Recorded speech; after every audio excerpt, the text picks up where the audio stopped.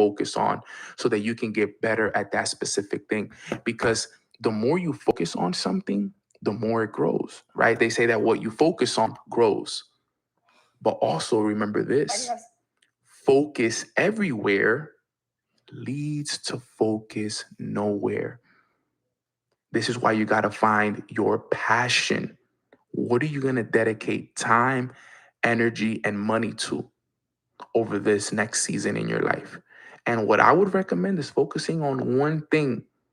FOCUS, focus. The acronym for it is follow one course until successful. Trust me, guys, I've had many seasons in my life where I focused on just one thing. I focused on sales. I focused on trading. I focused on network marketing. I focused on crypto. I focused on one thing. Okay. Right now, my focus this summer is season 4 of this podcast. Okay, I'm focused on it. I'm focused on expanding the brand. I'm focused on taking this to the next level now. We're going to lead from here into coaching and one-on-ones and retreats and all these things that are going to come from this focus that is right now in this season that I'm in my life. So what's your passion? I love to do this, right? I love to wake up and record a podcast. I love to read the books. I love to coach people. I love this. It can't be a burden. Remember, don't let your blessings turn into burdens. Sometimes we let that happen. We let our blessing turn into burdens, because imagine if I would have woke up today and I would have been like, man, I got to record a podcast today. That sucks. Got to sit here and record podcasts hour after hour. I just turned my blessing into my burden. Okay, you don't want to do that. I woke up today, I was excited to record. I can't wait to do this topic on momentum. I can't wait to do this topic on all the other topics that I'm going to be doing for season 4. And if I got to sit here for 4, 5, 6, 10 hours, I'll do it. No problem, because I love this. Okay, so find your passion, number 2. Number 3, decision making and commitment. This one is so key. Remember, we're talking about creating momentum. We talked about number 1, getting yourself to an optimum state. We talked about number 2, finding your passion. Number 3 is decision making and commitment. Now, what do I mean by decision making? One thing I've always learned is that it's easy to make a decision one day. When you're motivated, when you're excited, you just heard a great training. For example, you guys just heard this podcast. You can hop off of this and be like, Nano, that's it. After today, I'm going all in. I'm going to get myself to the optimum state. I'm going to find my passion. And you could be motivated today. But are you going to also be ready to make that decision tomorrow? Are you going to be ready to make that decision next week, 2 weeks from now, a month from now, 3 months from now, a year from now? Because you see, the decision has to be made every day, guys. All right? The decision has to be made every day. It's not just one time. Success is a decision away, but you got to make the decision day in and day out. I got to make the decision Monday, Tuesday, Wednesday, Thursday, Friday, Saturday, Sunday. I can't just make the decision Monday and then forget about the decision that I made the next day. So it's decision making. It's the decisions that you make on a day-to-day basis. But also remember, there's a commitment. And what's part of commitment? Commitment, write this down, is doing what you said you would do long after the feeling has faded. Okay? Doing what you said you would do long after the feeling has faded. So, like I said a couple minutes ago, are you going to be willing to make the decision today, tomorrow, a week from now, 2 weeks from now? Because like I said, I can be motivated right now, excited. I just heard Nano's podcast. I feel good. I want to get myself to that optimum state. I'm going to commit to the routine. I'm going to do a routine just like Nano. Okay, Nano talked about that 10-10-10 routine. I'm going to try that. I'm going to give it a shot. I'm going to do 10 minutes of meditation every day, 10 minutes of reading every day, and 10 minutes of journaling. And you could be motivated and ready to do it today. And you said, you know what? I'm going to do this for the rest of the year. I'm going to do this for a month. Cool. Great. But now, let's say a week from now or 2 weeks from now, you're tired. You're exhausted. You went through something bad at work. You and your girlfriend or your boyfriend had an argument. You're not really feeling too good. Are you gonna still do your 10-10-10? Remember, commitment, doing what you said you would do long after the feeling fades. You were motivated a week ago, 2 weeks ago, but now you're tired. Now you're exhausted. Now some problems showed up in your life. Are you still doing it now? That's the key. You want to have momentum? It's about doing what you said you would do, regardless of how you feel. And to be honest with you guys, this is the real key right here. You want me to tell you the key? Here it is. The only days that count are the days that are hard. The only days that count are the days that are hard, because it's easy to show up when you're happy, motivated, and everything is working in your favor. But can you show up when you're tired, when you're exhausted, when you failed, when everything is working against you? Those are the only days that count. Okay? I'm gonna repeat it again. The only days that count are the days that are hard. Don't forget that, because when my mentor told me it, it never left my mind. So that's why I'm gonna repeat it again. The only days that count are the days that are hard, guys. Every other day doesn't count. Only days that count are the days that are hard, the days when you're tired, the days when you're exhausted, the days where it seems like nothing is working in your favor. When you show up on those days, those are the days that build willpower. Those are the days that build belief. Those are the days that build your confidence. Those are the days that make the difference. And those are the days that are going to set you apart from everybody else. So number 3 is decision making and commitment. Number 4 is smart, continuous, massive action. Smart and continuous, massive actions. Now, let me teach you guys something. There's 4 levels of action. The first level of action is doing nothing. Okay? Someone who does nothing. They're doing nothing with their lives. They just wake up, they're on the couch all day, maybe they'll go to work for a little bit, they come home, they're doing nothing to become better. Okay? That's the first level of action, doing nothing. I hope that none of you guys listening to this podcast are at level 1 of action. As a matter of fact, I know none of you guys are at level 1. So let's just leave it out there. Number 2 is the retreater. The retreater is the... All right, guys, let's get started with today's call. I'm super excited to be here with all of you guys. Welcome, welcome, welcome to Mornings with Nano, YouTube and Instagram edition. This morning has been really, really amazing for me. Definitely got some great work in, organizing stuff for the weekend, getting ready for an amazing week out in Orlando coming up. For the Vault weekend. I don't know, not weekend, is actually during the week. But starting Monday, we're going to be going to the Vault, which is the #1 business conference in the world. I am so excited for that event. That event is going to be absolutely life-changing. So many big opportunities are going to be set up there, and it's just going to be a great opportunity for all of us to grow, for all of us to elevate. And we got like over 50 people from the team going. So really excited about that. And I'm just looking forward to growing with the team and meeting the team in person, and to building more relationships and meeting some new members too as well, which is always a pleasure and a joy. So excited to be connected with all of you guys. To this week, we've done calls every single day, Monday through Friday, which is always good.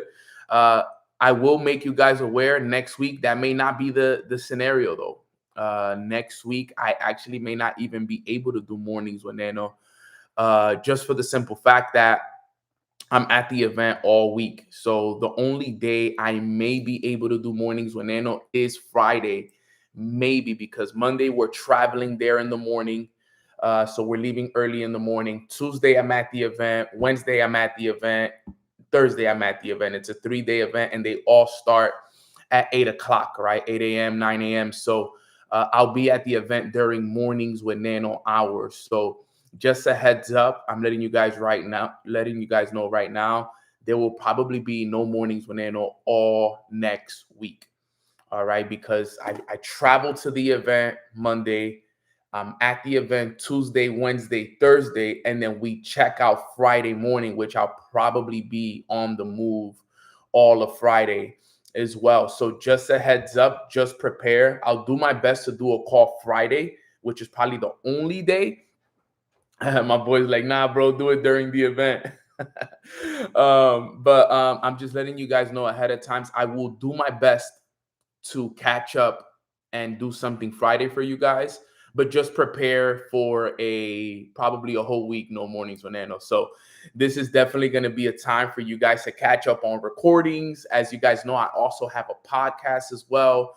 But there is so many recordings that you guys can leverage and use while I'm at the event to make sure that you guys prepare. And then I'll be back, obviously, the following week. So most likely after today's session, let's just prepare and set it up. My next mornings when Nano call won't be till September 15th, that Monday, September 15th will probably be my next mornings when Nano call after this one, assuming that all next week we're not able to do it unless I'm able to do something Friday. And that will be a surprise show up just in case. Okay.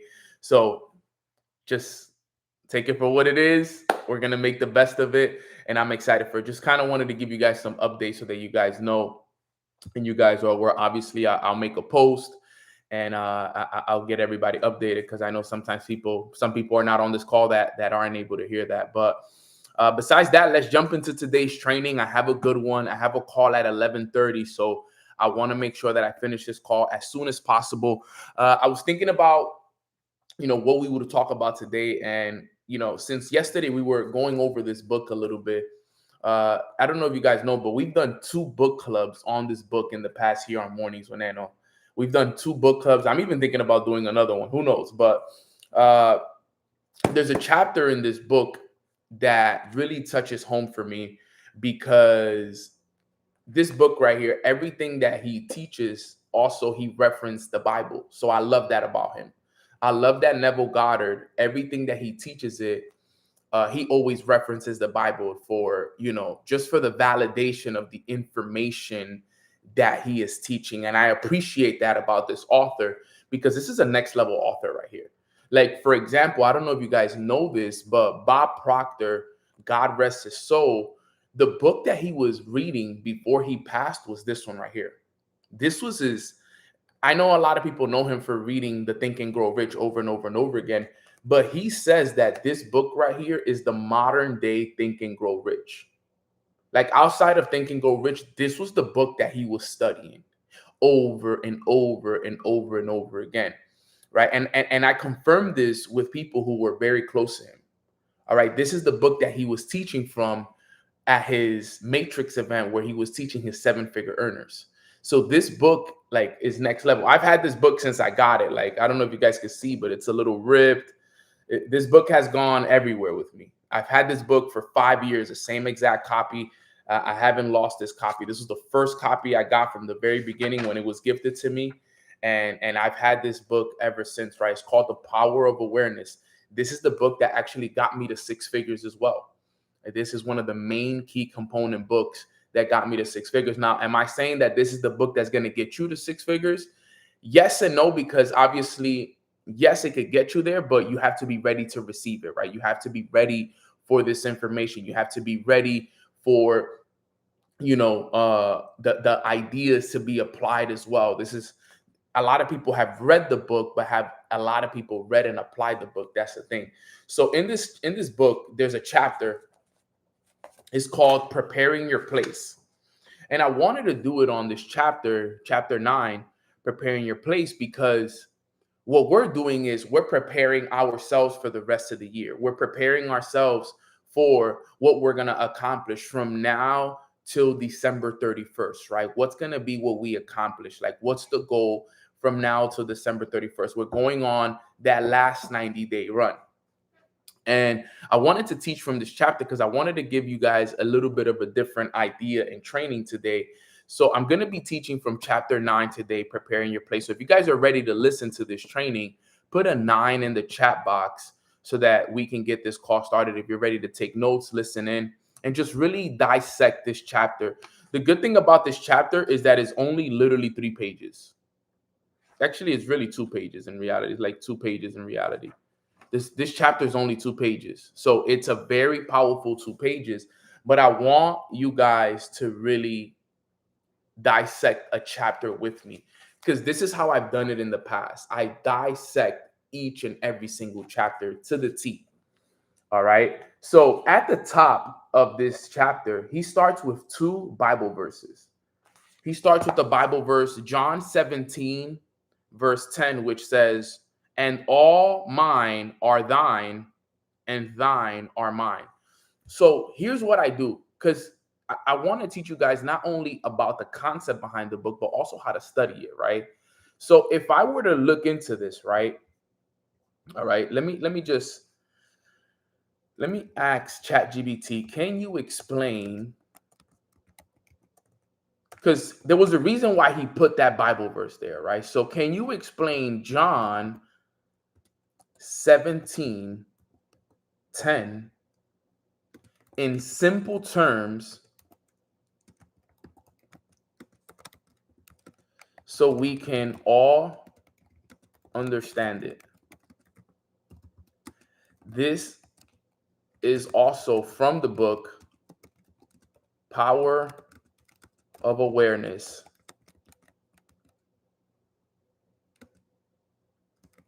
from the chapter Preparing Your Place by Neville Goddard, right? Remember, guys, we got to study these chapters, not just read these chapters. So this is what I do. So Power of Awareness, Preparing Your Place. And then I'm going to ask, what do you think? Why do you think Neville used this quote for this chapter? Okay, let's see what they say. We're going to read this from the top. All right, we're going to study this. We're going to study a chapter. It's only 2 pages. Look, 1 page, and then that page right there. And that's it. It's done. That's it. It finishes right here. So it's literally just 2 pages that we're going to study really quick. So let's see what it says here. Absolutely. Let's unpack John 17 in simple terms and then explain why Goddard used it in Preparing Your Place. So John 17:10 is from the KJV version, the King James version that he's obviously using. He says, "All are mine are thine, and thine are mine, and I am glorified in them." So he says, simple explanation says, Jesus is speaking to God the Father in prayer. He's saying, everything I have is yours, and everything you have is mine. And I am honored and glorified through those who belong to us. So in simpler words, you and I share everything, and I am made great through the people who live in this unity with us. So what is Neville trying to explain here?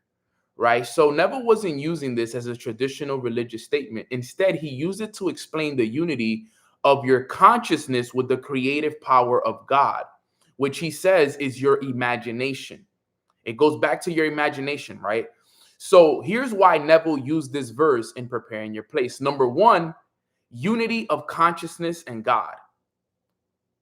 He quotes, all mine are thine, and all thine are mine. Neville sees this as a symbol of oneness between the individual you and God, your higher self and consciousness. Whatever belongs to God also belongs to you, because you and God are one in consciousness. This is powerful. All right. We haven't even started the chapter reading, and this is powerful right here. This is gonna get deep right here. I've actually never done this, as a matter of fact. I'm actually studying it with you guys because I've read this book many times, but now with ChatGPT, I'm able to get really deep with the studying. So one of the things that he's saying, just one simple line, wow, all mine are thine, and thine are mine. So all he wants is, the reason why he started this, it was because he wanted to represent the oneness with us and the Lord, our higher self, and the consciousness, which is super important, which says also whatever belongs to God also belongs to you, because you and God are one in consciousness. That's why the relationship with God is so important. The relationship is so important. This is why I've been telling us that this is super key. This is super, super key. Here's another thing that he says. He says, claiming your desired state is number 2, the reason why he used it in this verse. He says, when you imagine and fully accept a new state, which is either your health, success, and love, you are saying what is God is mine. You're preparing your place by assuming this unity, by mentally living in the state that you desired. All right. So this is why imagination is so key, right? Because when you imagine, you're using one of the tools that God gave us, which is our imagination. If we learn how to use our mind, if we learn how to use what they like to call it, the paintbrush that God gifted us with, our ability to imagine, our ability to create. If we're able to use that, okay, there's a power in that. You're able to go and use your imagination to create the life that you truly desire, right? Claiming your desired state, stepping into it. That was number 2 that it said. And then number 3, it says you glorify the power through your imagination. Because one of the things that it says in the verse is, I am glorified in them. Neville sees this as you glorifying God by expressing your divine power through imagining and manifesting and creating your desires. When your imagined state becomes real, it glorifies the creative force that you have inside of you, which is God. This is so powerful. Oh my God. Now, this makes even more sense, because let's sit down and actually think about what he's trying to teach us here in this one sentence. You see, now I understand what Bob Proctor used to do back in the days. Somebody used to one of my mentors told me, my boy Gribby, he was like, yo, Bob Proctor will study the same chapter. He hold up, I can keep getting up.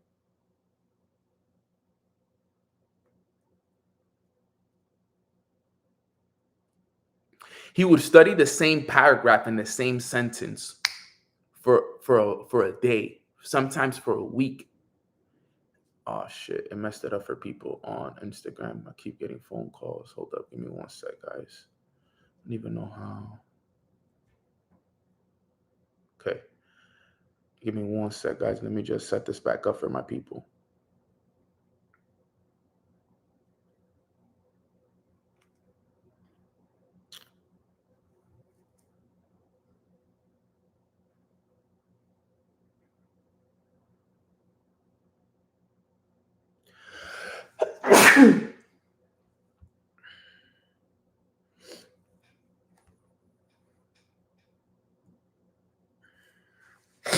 Thank you.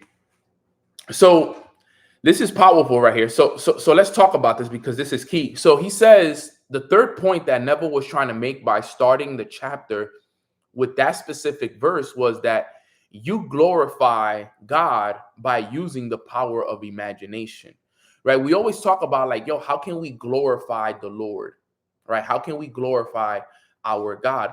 Well, one of the ways of doing that is by using the God-given tools that he's given us to create the life that we truly want. All right. This is so important. And this is something that we got to take very, very serious. We got to take what, Neville is doing his best to teach us here, because it says, because in the Bible verse, it says, I am glorified in them. So Neville sees this as you glorifying God by expressing the divine power that you have through imagination and creating and manifesting your desires. Because when your imagined state becomes real, it glorifies the creative force that God has given us. So this is so powerful to understand. This is why I'm always explaining to you guys why using your imagination to create your goals and dreams and desires is so important, because a lot of us, we use our imagination for the negative. We use our imagination to worry. We use our imagination for fear. We use our imaginations to focus on the past. We recreate the past. And believe it or not, majority of people spend majority of their imagination hours and times imagining worries, fears, and past experiences. Because people using their imagination, you use your imagination every single day, but you're using it to imagine past experiences. You use it to imagine fears of what if this happens? What if that doesn't happen? worried about this, worried about that. So we're using our imagination, but the enemy is in charge of our imagination when we focus on those things. We have more of a relationship with enemies than we do with our Lord and Savior. Because God wants us to create a positive, abundant future for ourselves where we're glorifying Him. But you think we glorify Him when we're focused on fear? You think we glorify Him when we're worried? You think we glorify Him when we're focused on past experiences that haven't brought us any value? We're not glorifying Him. We're actually disappointing the Lord by doing that. We're actually disappointing God by not living up to our full potential and using the gifts that He's given us. These are the things that we have to keep in mind. This is so important. I haven't even started reading. I'm still on the first Bible verse. So here's what he says in Neville's term. He's saying, you and God are one. What belongs to God, power, abundance, and joy, belongs to you as well. When you assume a higher state in your imagination, you claim what's already yours. That's how you prepare your place. And in doing so, you express the divine. Wow. This is so powerful. This is so key. So that is key right there. Then there's another Bible verse, right? There's another Bible verse that he teaches from right there. Thrust in thy sickle and reap, for the time is come for thee to reap, for the harvest of the earth is ripe. Revelations 14, verse 15. Let's do the exact same thing. Can you do the exact same thing with Revelations 14, verse 15 from the same chapter in the book? Explain in simple terms, and to make it even deeper, how does this relate to us in today's world? Let's see what he says. Guys, this is how you got to study. You got to study these things. There's a reason why. I always thought about like, yo, why does Neville make the chapters only 2 pages long, 3 pages long? Right? Like, let's get real with this. Let's understand this. All right. So let's look at it right here. All right. So he says, the simple explanation here says this verse is part of a symbolic vision in the book of Revelations. Here's what it is saying in everyday language. It's time to gather the harvest. Everything is ready. Go ahead and collect the results because the earth or situation is right for it. It's a picture of action and readiness, and the time of wait is over. Why did Neville use this verse? Neville Goddard uses this passage to emphasize one of his core teachings. You don't have to wait for your desired life. The moment you prepare your place in consciousness, your harvest is ready. Wow. Here's how Neville interprets this in the text.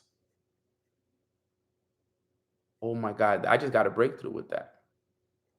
You know how we always say, yo, we got to wait for the harvest? The harvest is ready the moment we prepare it in our mind. What if what we've been always waiting for is already inside of us? You ever thought about that? That's the breakthrough I'm having right now. It's like, what if what we've always prepared for, what we've always asked for, is already inside of us? It's just a decision that we got to make. Sheesh, I'm gonna have to read this book again now. Because here's what he's saying. I'm gonna repeat it again. You don't have to wait for your desired life. The moment you prepare your place in consciousness, your harvest is ready. So a lot of us, we think that we have to wait for the life that we want. We have to wait for the life that we want. But he says the moment you prepare your place in consciousness, the moment you prepare your place in consciousness, which means you have to think about it. Remember what I said yesterday? Things are created twice. They're first created in your mind and then in the physical. So, what are we preparing our place for? Your consciousness is what you think about each and every single day. That's what it is all about. It's about what you think about each and every day, right? So, if we're preparing it, then what are we actually preparing for? So, here's how he explains it, right? He says, here's the symbolism according to Neville, right? So, one of the words he says is thrust in thy sickle. Thrust in thy sickle. That is basically the definition behind that is taking mental action, imagining, assuming your desired is real. The word reap in that Bible verse means experiencing the result, the manifestation of it, the creation of it. The time is come. The revelation behind that is the time is now. There's no need to wait. The harvest is ripe.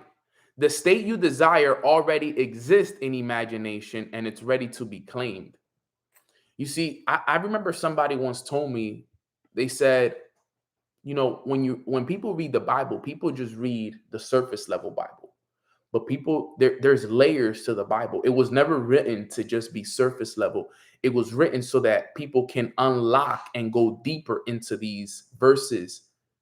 God was never a surface level God. It was meant for people to study these words. And now that I'm doing it, it makes a lot of sense because I've read this book, no lie, and this specific chapter over 10 times. And you know what's funny? I would always skip. I would just read over the Bible verses and I would just be like, okay, whatever, cool, all thy mind, whatever thy does say. I didn't even understand it. Right? Like I would read thrust in thy sickle and reap, and for the time to reap, for the harvest of the earth is ripe. I would just read it and all right, whatever, cool, keep it pushing. But now that I'm sitting down here and studying it with you guys, this is a lot deeper than any of us could ever understand. Now it makes sense. So here's what he's saying. So how does this relate to us today? In practical term, Neville is telling us your dream life is already waiting for you, but not out there in the future. It exists right now in your imagination. The moment you mentally and emotionally live in that state, you are reaping the harvest. Wow.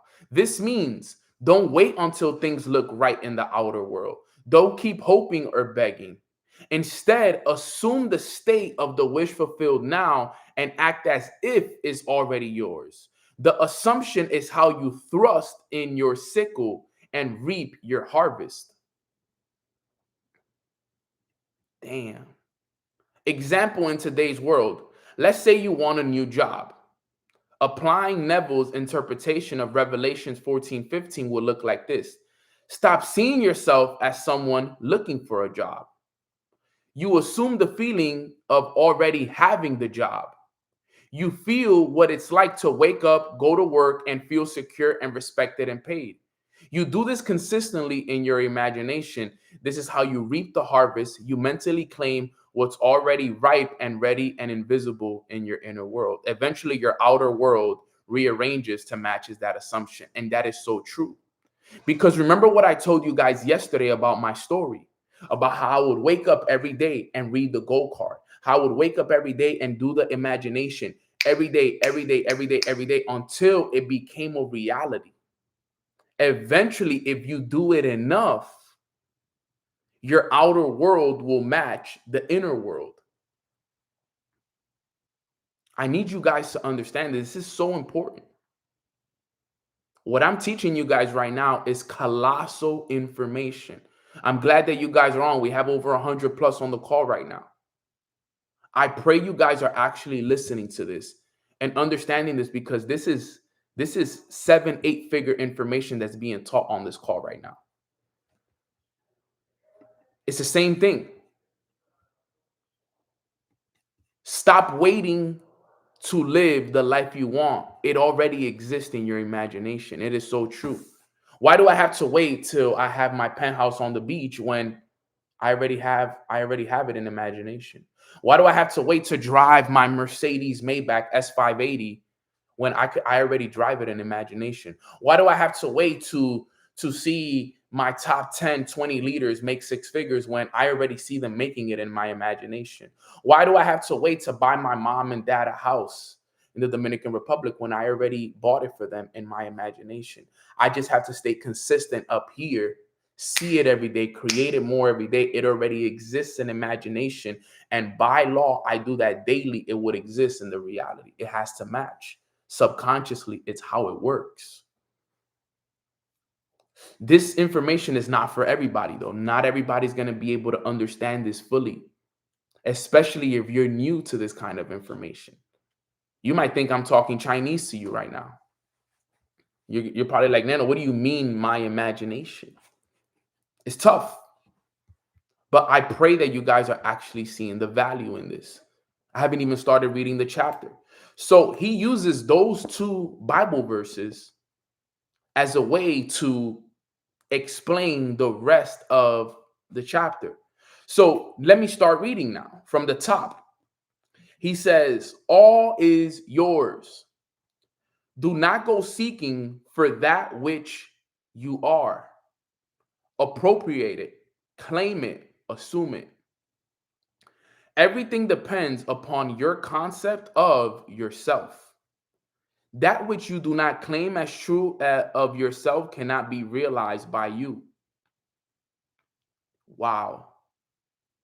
All is yours. Listen to this. This is the one that got me right here. Do not go seeking for that which you are. Why would we go seeking for the 6-figure version of ourselves, the 7-figure version of ourselves, if we already are that? Remember, you got to appropriate it, you got to claim it, and you got to assume it. You are already that confident version of yourself. You are already that successful business owner. You are already that successful investor. You already have that famous podcast. You already are that individual. Appropriate it, claim it, assume it. Everything depends upon your concept of yourself. So if you see yourself as undeserving, as someone who doesn't have money, who doesn't have confidence, if you see yourself as that, then that's what you will be. That's what it's saying in the book. That's literally what it's saying in the book right now. That which you do not claim as true of yourself cannot be realized by you. You ever met somebody that does the work, shows up every single day, does what they're supposed to do, is on every call, reads every book, goes to every event, but for some reason they can't get the result that they truly want, regardless of how much work they put in? I've been that person. The reason what is because the concept I had of myself. I didn't see myself as more. I didn't believe myself to be those individuals. I would doubt it. I could have spoke it sometimes. I could have wrote it down sometimes, but that silent voice while I was alone, I would doubt it. And you really think you're going to be that person? You really think you deserve all that money, all those accomplishments? You really, like, I would doubt myself. It wasn't till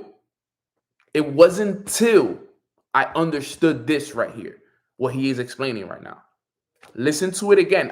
I literally have it highlighted. That first paragraph, I have it highlighted. Listen to it clearly. All is yours. Do not go seeking for that which you are. Don't go seeking what do we need to go get it if it's already ours? He says, appropriate it, claim it, and assume it. Everything depends upon everything depends upon your concept of yourself. I'm on page 39. Power of awareness. That which you do not claim as true of yourself cannot be realized by you. Bro, if you don't claim it as true of yourself, if you don't claim, I am that six-figure earner, I am that leader, I am that business owner, if you don't claim that as true for yourself, it cannot be realized by you. It can't. Doesn't matter how much work you put in. You could be the nicest person in the world. You could show up every day to work. You can make every single phone call. If you don't claim it as true for yourself, it cannot be realized by you. I need you guys to understand this. And then, again, he uses a Bible verse. He says, he uses the Bible verse, whosoever hath, to him it shall be given, and he shall have more abundance, but whosoever hath not, from him shall be taken away even that which he seems to have. He uses that as a Bible verse right in the middle of the page. Right in the middle, he uses that. I want to know why. Let's look it up. Who's here studying with me? Who likes to study with Nano? Put a 2 in the chat if you guys like to study with Nano. Let me actually, whosoever hath, to him it shall be given. All right. And I understand this one, but I want to get deeper, right? I want to see what's the deep meaning behind this. Because if he puts it right in the middle of the page, there has to be a reason for it. And he shall have more abundance, but whosoever hath not, from him shall be taken away even that which, this is a savage quote right here, that which he seemeth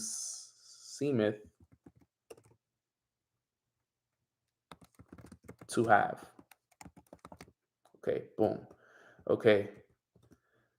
So let me type it up here. So let me ask ChatGPT. Neville used this statement above to explain a deeper meaning behind preparing your place. Can you explain to me what was his purpose behind this statement?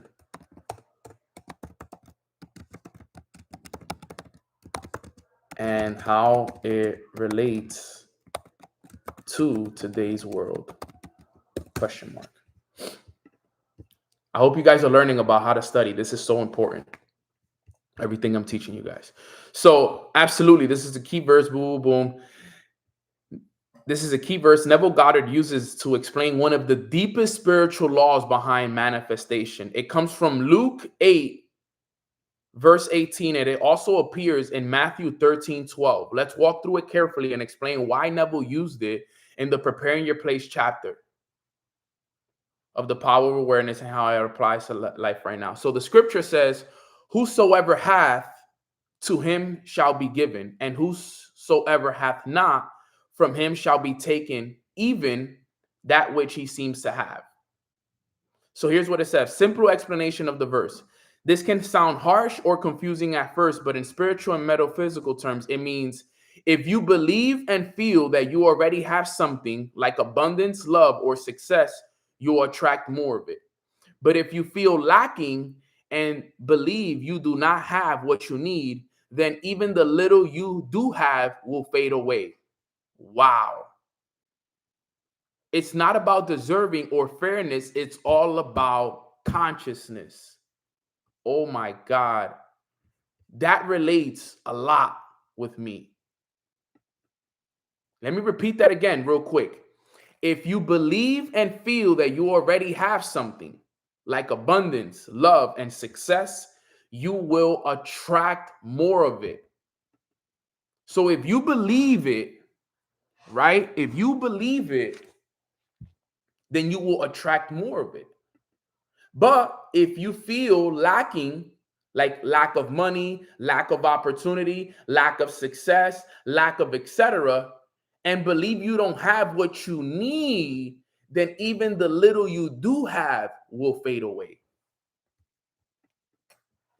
Damn, damn, damn, damn. That is so good, bro. Because let me tell you, I've been in situations where I was lacking money. I was lacking opportunity. I was lacking success. And that was my focus. That was my focus. And that's what he says. And then the thing is, he says, and if you don't believe that you have what you need, even the little you do have fades away. And that is true. I've lost the little that I did have. The little opportunities I've had, I've lost them. The little money I did have, I lost it. Because that's what I believed of myself. This is, oh my God, this is so important, family. He says, Neville interpretation here, Neville uses this verse to explain the law of assumption. He says to have means to have a state of consciousness. If you assume the state of already having what you want, success, health, and love, then more of that flows to you. If you dwell in the state of not having, the lack continues. And what little good you do have begins to fall away. Guys, I don't mean to be that guy, but bro, right now, we know a lot of people. We know a lot of people that are dwelling in the state of not having. Let's all be real right now. Let's all be real right now. We've been those individuals. We've dwelled in the state of not having. Look around the world right now. Look around the world and the things that step out for a little bit, no emotions, right? I just want you to look around. I want you to step out of your body, almost look at the world from the top and pay attention to what's happening around us. Pay attention. This is so important. So important to understand. If you dwell in the state of not having, then the lack continues. And what little good you do have begins to fall away. I know a lot of people right now dealing with this. I've dealt with this many times. I'm not sitting here and saying like, yo, Nano, I'm almighty good and I've never gone through this. I've dealt with that. But I've been consciously aware and I've been able to make the switch. You see, a lot of people think that in order for them to change their situation, they got to get a better job. They got to go make more money. They got to find. It's wrong. You got to work on this right here. That's the game. Everybody's wrong. People think, oh, no, I got to make more money. I got to go work another job. I got to find another, I got to add another job. I got to find another skill set. I got to invest. I got to do this. No, that's not what you have to do. You have to work right here. It's not another job. It's not another skill set. It's not another investment that's going to change it. It's this. He says, if you dwell not having movement, then he says this ties directly into the preparing your place idea. He says you prepare your place by mentally dwelling in the state of having. How this applies to today's world, listen to this. He says, for money, if someone feels rich in the mind, generous, grateful, secure, then they attract more wealth. If someone always thinks I'm broke, I can't afford anything, they push money away, even if they get some temporarily. With love, listen to love. I saw somebody in the chat box talk about love. It said, if you assume you're a lovable and worthy individual, you radiate confidence, you will attract meaningful relationships. If you feel unworthy, unloved, even loving people can feel distant and love won't last. For opportunities, right? Those who assume I always get lucky or I belong in big rooms tend to see opportunities open up. This is me. Those who think I never get a break unconsciously block or miss chances even when they come. So important. Don't wait to get what you want before feeling it like you have it. Feel it now. Live in the assumption of already being it. That's the secret of having. It's how you prepare your place for more. Act like it's already yours, and life will match that energy. Man, man. That is so powerful. So powerful. So powerful. Probably one of the most powerful calls I've had in a long time, to keep it 1,000 with you guys. This is so like I'm still on the first page, bro. I haven't even gone to the next page. You know, like this is what it's all about though. We need to understand this right here. We have to understand it. We got to apply it and we got to make the changes. You know why? Because the world needs people to know this information so that we can go and teach people this information. Let's continue. He says, the promise is hold fast in your imagination to all that is lovely and of good report, for the lovely and the good are essential in your life, for if it is to be worthwhile. It says, assume it, and you do this by imagining that you are, and you do this by imagining that you are already what you want to be and already have what you want to have. Right? And then it has another Bible verse. It says, as a man thinketh in his heart, so is he. How many of us have actually heard this before? As a man thinketh in his heart, so is he. Guys, this is from the word. This is from the Lord himself. He's telling us. How many times, put a one in the chat box if we've heard that quote before.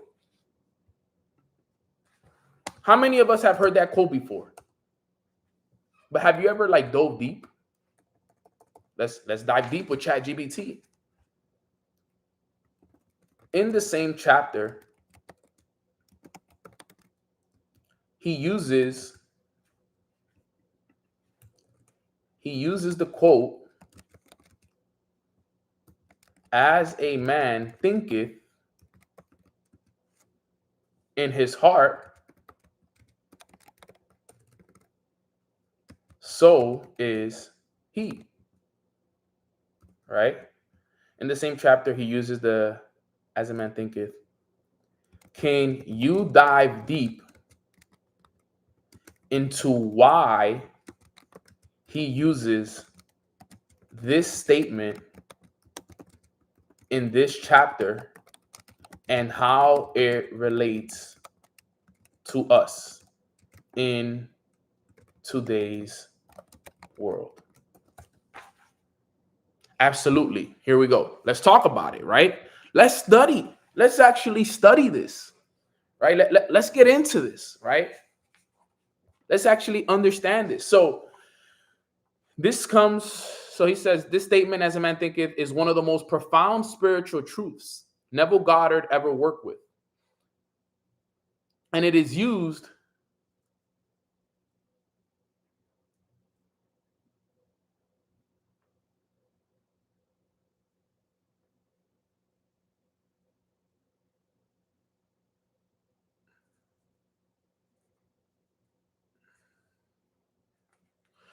Sorry, I just got a phone call. I actually have a call right now, but I told them to give me 5 minutes, 10 minutes. So where were we? Let me know if you guys can hear me here on Instagram. Um, so let's unpack this deeply. Boom, boom, boom. Okay. So as a man thinketh in his heart, so is he. He says this is not about casual thoughts. It's about what you deeply believe to be true about yourself. At the core of your being, in Neville's language, it's about your state of consciousness or your assumption. Why Neville uses this in preparing your place. In the chapter, Neville is teaching that your outer world reflects your inner world. And the place you prepare is not a physical place, but a mental and emotional state. The moment you enter that state in imagination, you become it. So, why this verse? Because it captures the entire mechanism of manifestation. You don't get what you want, you get what you are. And what you are is determined by what you accept as true in your heart. Sheesh. Sheesh.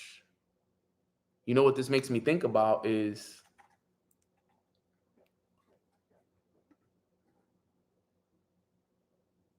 who do you accept as true in your heart? Look at your life, look at your situation right now. It's all a reflection of who you've accepted as true in your heart right now. That makes me look at myself, makes me take a pause, take a look in the mirror, actually. Because damn, everything that I go through on a daily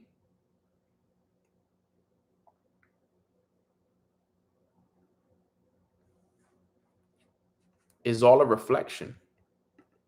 If you think about it, you don't get what you want, you get what you are. So look at your situation. You got it because of who you are. And what you are is determined by what you accept as true in your heart. Damn. What have you accepted as true in your heart? Here's what he says. He says, how does this apply to today's world? It says your identity shapes your life. In today's world, this teaching means that your self-image is everything. If you see yourself as successful, capable, and valuable, you'll make decisions and take actions aligned with that identity, and life will reflect it. If you see yourself as unworthy, unlucky, or not enough, even the best opportunities won't stick because you'll unconsciously reject them and sabotage them. You know, I've learned not to take things personal when people quit my business. You know why? Because it had nothing to do with the business ever. All those people that quit the business, it wasn't because the business didn't work. It was because of their state of consciousness. They didn't believe in themselves. They had a very poor self-image. Had a poor self-image. So it wasn't that the business didn't work. It wasn't that the products didn't work. It wasn't that network marketing is hard or sales is hard. It's just they saw themselves as unworthy, unlucky, not enough. And even if the best opportunities came, they don't stick because unconsciously they are rejecting them. So I don't take it personal anymore when people quit. It says, if you want to change the world, you got to change how you see yourself in your heart. Don't wish for a better life. Assume the identity of the person who already has it. That's how you prepare your place and become the person you want to be in imagination first. When you think of yourself as already being successful, loved, healthy, or abundant, you begin to think and act and live from that version of yourself. That's how your outer world reshapes to match your inner state. That is so powerful. So powerful, family. So powerful. Then he says, so we could finish up here because I know it's already an hour. I'm not even supposed to be going this long, but this book has, I'm like, I need to do this with every chapter now. Like I'm literally going to reread this book just to do this with every chapter. It says, be still and know that you are that which you desire to be, and you will never have to search for it. Be still and know that you are already which you desire to be. Be still. What does that mean? Practice being present in the moment in meditation and in visualization. You have to do it every day, family. It's every day we got to do it. We got to do it every day. In spite of your appearance of freedom of action, you obey as everything else does, the law of assumption. Whatever you may think of the question of free will, the truth is your experiences throughout your life are determined by your assumptions, whether conscious or unconscious. As an assumption builds, we talked about this week, as an assumption builds a bridge of incidents that lead inevitably to the fulfillment of itself. I started the week with that training. I didn't even know I was going to go through this today. I didn't even know I was going to see that word, bridge of incidents. We literally talked about this. I'm pretty sure it was either Monday or Tuesday. It was Monday, because Tuesday we did Bible study. Everything that I be telling you guys, I'm not just talking to y'all. I'm telling y'all the reality of everything. But this is what hit me right here in this chapter. He says, the truth is, your experiences throughout your life are determined by your assumptions. So what experiences have you had recently?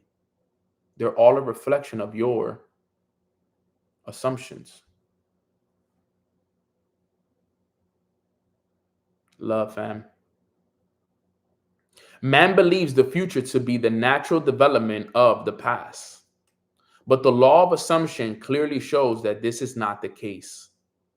Your assumption places you psychologically where you are not physically. Then your senses pull you back from where you were psychologically to where you are physically. And these psychological forward motions that produce your physical forward motions in time, precognition permeates all the scriptures of the world. Damn. This is so fire, bro. This is unbelievable, actually. I'm on this call, but I'm shook. I'm like, can't believe we're reading this right now. It's so crazy because I've read this book so many times and it's never hit me like it's hitting me right now. Like, I feel like I'm reading this page, like I'm reading this book for the first time all over again.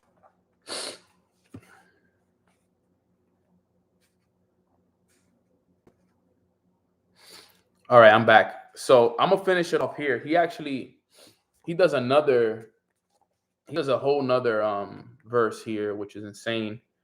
He says, in my Father's house are many mansions. If it were not so, I would have told you. I go to prepare a place for you. And if I go and prepare a place for you, I will come again and receive you unto myself. That's where I am. There, ye may be also. And now I have told you before it came to pass, that when it is come to pass, ye might believe. John 14:2, 329.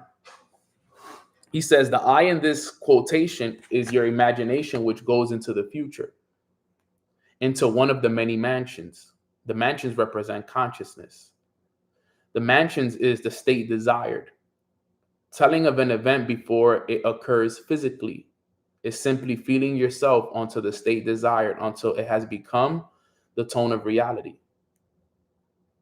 You go and prepare a place for yourself by imagining yourself into the feeling of the wish fulfilled.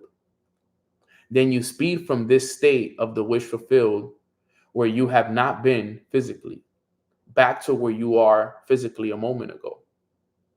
Then, with an irresistible forward movement, you move forward across a series of events to the physical realization of your wish, that where you have been in imagination, there you would be in the flesh also.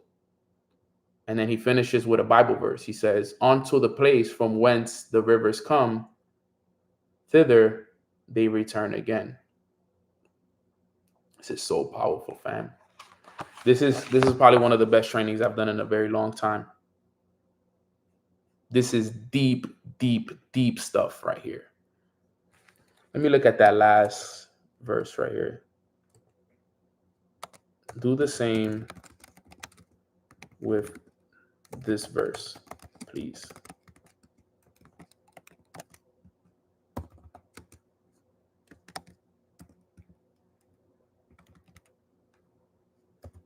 One, 7.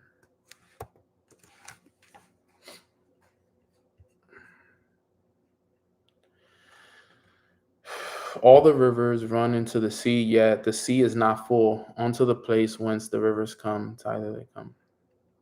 It says simple explanation is this verse is reflecting the natural cycles of the world. It's saying rivers are always flowing into the sea, but the sea never overflows. The water just returns to where it came from, and the cycle continues. It's a poetic way of describing the endless flow and circulation, a loop, not a straight line. Why does Neville use this in this chapter? Neville isn't using this as a comment or a geography or weather. He's using it symbolically to describe the circular nature of our consciousness and manifestation. Here's how he interprets it. Just as water returns to its source, so does your external reality return to the place, the state you inhabit in your consciousness. Wow. The rivers represent your thoughts, your feelings, and the assumptions into the world. The sea represents the outer world. Returning to the place they came from, the world mirrors and cycles back to your state of consciousness. What you put out will return to you. How this applies to today's world. This verse is deeply relevant right now because we live in a world of feedback loops. What we believe, feel, and assume gets reflected back to us through people, events, and circumstances. Everyday examples. If you habitually feel rejected, life brings people and situations that mirror that. If you assume abundance, opportunities seem to flow towards you. If you dwell in gratitude, more things to be grateful for appear. It's not magic, it's the natural psychological spiritual law of reflection and return. Man, so powerful. This is what it's all about, guys. So the purpose of today's call was, and then look, the next chapter is all about creation. It's a super intentional chapter now that I think about it.